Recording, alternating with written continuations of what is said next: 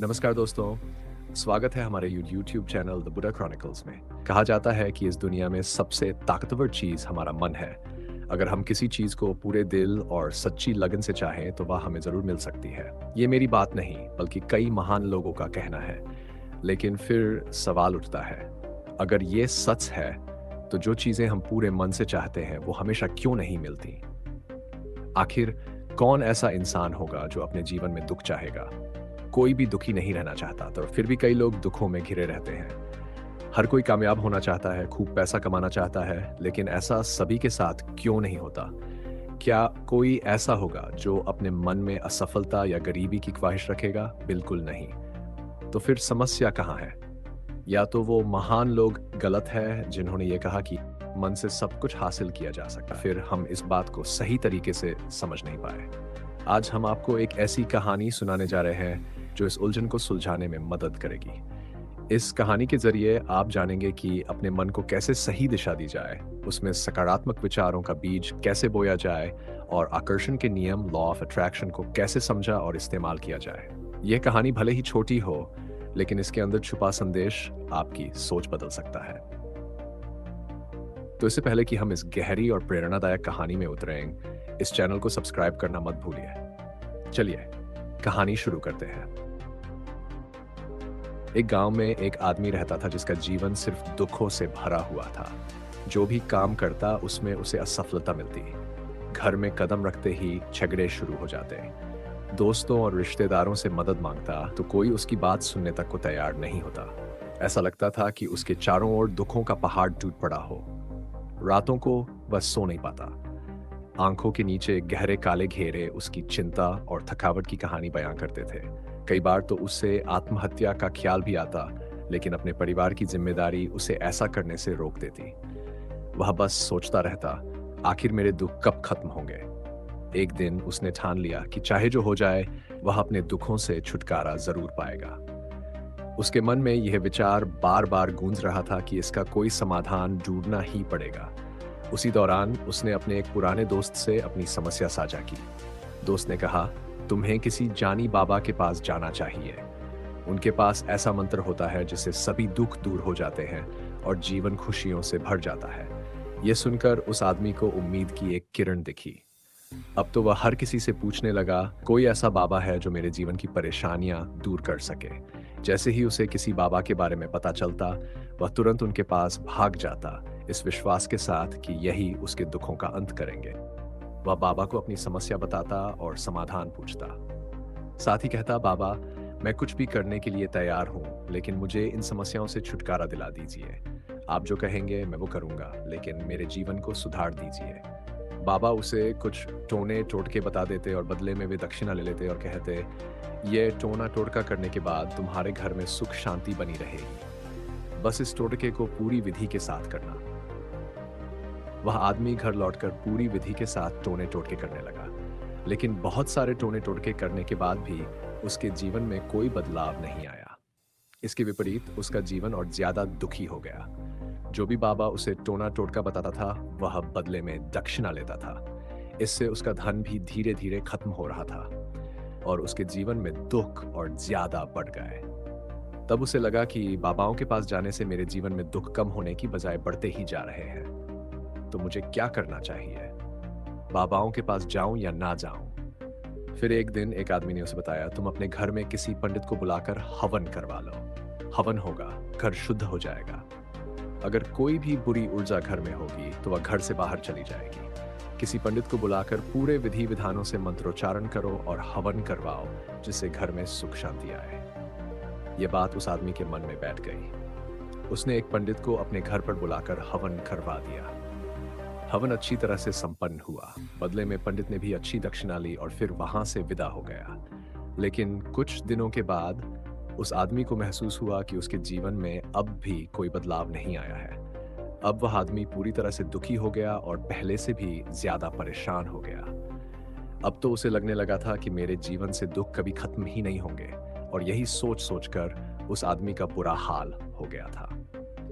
फिर एक दिन उसे अपने मित्र से एक ऐसे बाबा के बारे में पता चला जो समाधान बताने के लिए कोई दक्षिणा नहीं लेते थे। उस आदमी को लगा कि ये बाबा दूसरे बाबाओं की तरह नहीं हो सकते, क्योंकि ये दक्षिणा तो लेते ही नहीं। अगर दक्षिणा नहीं लेते तो ये सच में कोई सिद्ध बाबा होंगे। यही सोचकर वह बाबा के पास पहुंच गया। जब वह आदमी वहां पहुंचा तो उसने देखा कि बाबा ध्यान में बैठे हुए हैं। ये देखकर वह चुपचाप वहीं बैठ गया और बाबा के ध्यान से बाहर आने का इंतजार करने लगा। थोड़ी देर बाद बाबा ने अपनी आंखें खोली और सामने एक दुखी और परेशान युवक को बैठे देखा। युवक की आंखों के नीचे के काले घेरे देखकर बाबा समझ गए कि वह अपने जीवन से कितना परेशान है। बाबा ने उसे संबोधित करते हुए पूछा, बच्चा, क्या चाहते हो? बाबा के पास क्या लेने आए हो? उस आदमी ने कहा कि बाबा, मैं अपने जीवन से बहुत परेशान हूँ। मैंने इन दुखों को दूर करने के लिए बहुत सारे रास्ते आजमाए हैं। हर वह तरकीब करके देखी जो किसी बाबा ने मुझे बताई, और हर वह काम किया जो किसी भी। मुझे समझ नहीं आ रहा है कि मैं क्या करूं। कभी कभी तो मैं आत्महत्या करने की भी सोचता हूं, लेकिन अपने परिवार की वजह से मैं ये कदम नहीं उठा पाता। मैंने आपके बारे में बहुत सुना है बाबा, और मैं बहुत उम्मीद लेकर आपके पास आया हूं। कृपया मुझे कोई ऐसा मार्ग बताइए जिससे मुझे अपने दुखों से छुटकारा मिल जाए। आप मुझे कोई भी रास्ता बताएं, चाहे वह रास्ता कितना भी कठिन क्यों न हो, मैं उसे पार करके रहूंगा। बाबा ने महसूस किया कि आदमी सच में बहुत परेशान है। उसकी बात सुनकर बाबा ने कहा, बच्चा, दुखों को दूर करने के लिए मंत्र ऐसे ही नहीं मिलते। मंत्र पाने के लिए कुछ करना पड़ता है। तुम कुछ कर सकते हो। ये सुनकर पहले तो उस आदमी ने सोचा कि ये बाबा भी मुझसे दक्षिणा ही मांगेंगे, लेकिन और कोई रास्ता ना पाकर उस आदमी ने कहा, बाबा, आपको जितनी भी दक्षिणा चाहिए मैं देने के लिए तैयार हूँ, लेकिन आपका मंत्र सच्चा होना चाहिए, वह पूरा होना चाहिए और उसका फल मुझे मिलना चाहिए। उसके बाद मैं आपको जो भी दक्षिणा चाहिए वह दे दूंगा। बाबा ने कहा, दक्षिणा तो बहुत छोटी सी चीज है, मुझे वह नहीं चाहिए। इस पर वह आदमी सोच विचार करके बोला, तो बाबा, मैं अंगारों पर भी चलने के लिए तैयार हूँ, आप बस मुझे आज्ञा दीजिए। बाबा ने कहा, अंगारों पर चलना तो बहुत छोटी बात है, मैं तुमसे ऐसा कुछ नहीं करवाने वाला। मैं जो तुमसे करवाने वाला हूँ वह एक बहुत कठिन मंत्र है, क्या तुम उसे पूरा कर पाओगे? आदमी ने कहा, बाबा, आप मुझे बताइए तो सही कि मुझे करना क्या होगा, मैं कुछ भी करने को तैयार हूँ। इस पर बाबा ने उसे कहा, यहाँ से जब तुम अपने घर जाओ तो रास्ते में अपने मन में ये दोहराते जाना, मैं सुखी हूँ, मैं सुखी हूँ, मैं सुखी हूँ। बार बार अपने मन में यही दोहराना, लेकिन याद रहे ये बात जुबान पर नहीं आनी चाहिए, ये सिर्फ मन में ही दोहरानी है।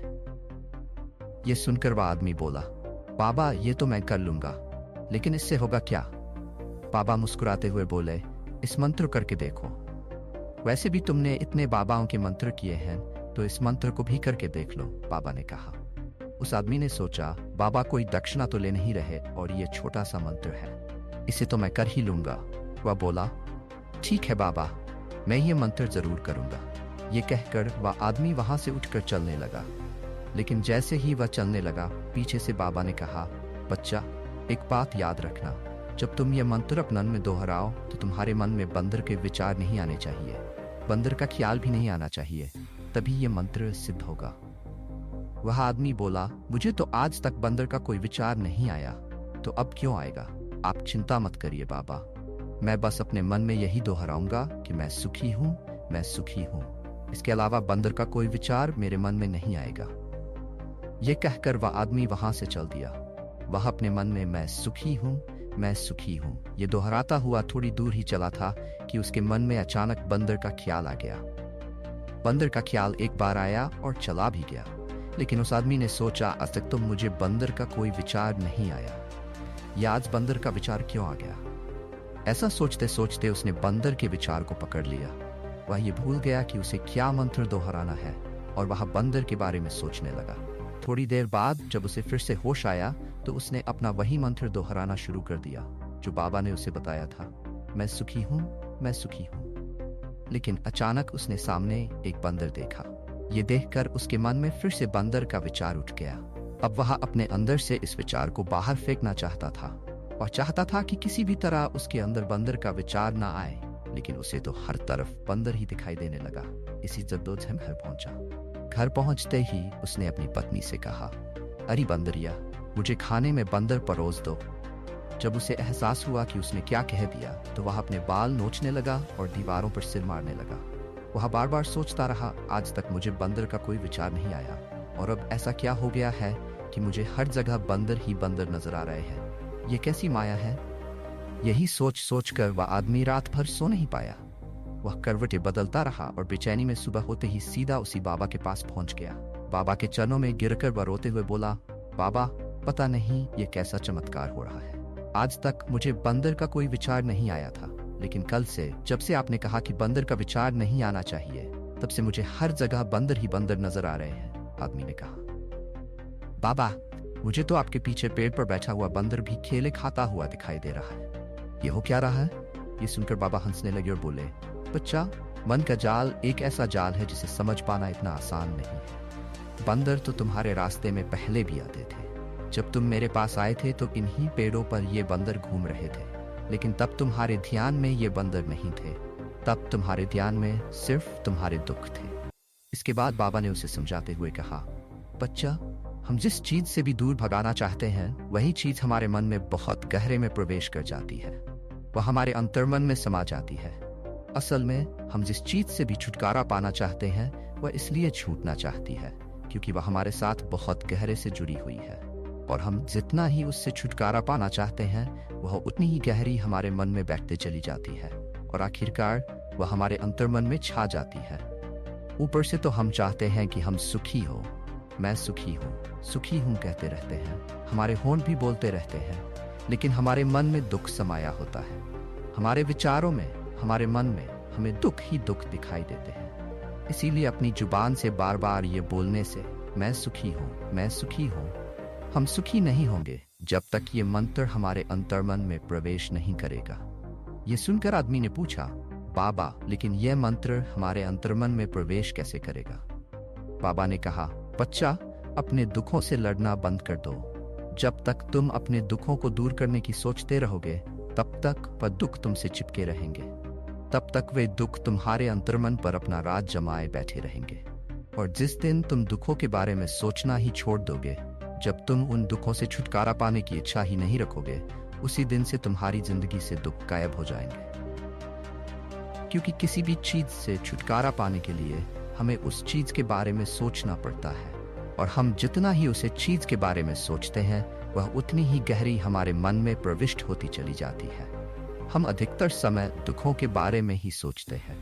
हम यही सोचते हैं कि हमारे जीवन में दुख है और हमें इससे छुटकारा पाना है। इसी वजह से बार बार सोचने से वह दुख हमारे अंतर्मन में प्रविष्ट हो जाते हैं और हमें एहसास भी नहीं होता। इसलिए अगर तुम दुखों से छुटकारा पाना चाहते हो तो दुखों से छुटकारा पाने के बारे में सोचना छोड़ दो। तुम्हें दुखों से छुटकारा मिल जाएगा। अक्सर आदमी धूम्रपान छोड़ना चाहता है, शराब छोड़ना चाहता है, और सुबह अपने आप से वादा करता है कि वह कोई भी गलत काम नहीं करेगा, लेकिन शाम को जब वह लौटता है तो नशे में चूर होकर लौटता है। ऐसा क्यों होता है कि जो हम सोच रहे हैं वह पूरा नहीं कर पा रहे हैं?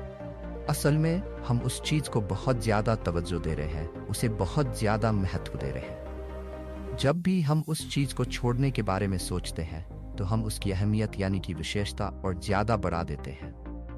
हमारा मन उस चीज के बारे में जितना ज्यादा सोचेगा, जैसे शराब या धूम्रपान छोड़ने के बारे में, उतना ही वह चीज हमारे मन में गहरे बैठती जाएगी। हमें उसे चीज से लड़ना नहीं है, बल्कि बिना सोचे उसे गुजर जाने देना है। और अगर हम इस मंत्र को समझ लेते हैं तो हम अपने जीवन में जो भी पाना चाहते हैं उसे अपने अंतर्मन में स्थापित कर सकते हैं। एक बार जब वह लक्ष्य हमारे मन में बैठ जाता है तो फिर सफलता पाने। ऐसा क्यों होता है कि जो हम सोच रहे हैं वह पूरा नहीं कर पा रहे हैं? असल में हम उस चीज को बहुत ज्यादा तवज्जो दे रहे हैं, उसे बहुत ज्यादा महत्व दे रहे हैं। जब भी हम उस चीज को छोड़ने के बारे में सोचते हैं तो हम उसकी अहमियत यानी कि विशेषता और ज्यादा बढ़ा देते हैं। हमारा मन उसे चीज के बारे में जितना ज्यादा सोचेगा, जैसे शराब या धूम्रपान छोड़ने के बारे में, उतना ही वह चीज हमारे मन में गहरे बैठती जाएगी। हमें उसे चीज से लड़ना नहीं है, बल्कि बिना सोचे उसे गुजर जाने देना है। और अगर हम इस मंत्र को समझ लेते हैं तो हम अपने जीवन में जो भी पाना चाहते हैं उसे अपने अंतर्मन में स्थापित कर सकते हैं। एक बार जब वह लक्ष्य हमारे मन में बैठ जाता है तो फिर सफलता पाने में कोई समस्या नहीं आती, कोई दिक्कत नहीं आती। तो दोस्तों, यह कहानी आपको कैसी लगी? कमेंट सेक्शन में अपनी राय जरूर दें। अगर आपको हमारा चैनल पसंद आया हो तो इसे सब्सक्राइब करना न भूलें। अगली बार फिर मिलते हैं एक नई प्रेरणादायक कहानी के साथ। तब तक खुश रहें और अपने सपनों को साकार करने की दिशा में कदम बढ़ाते रहें।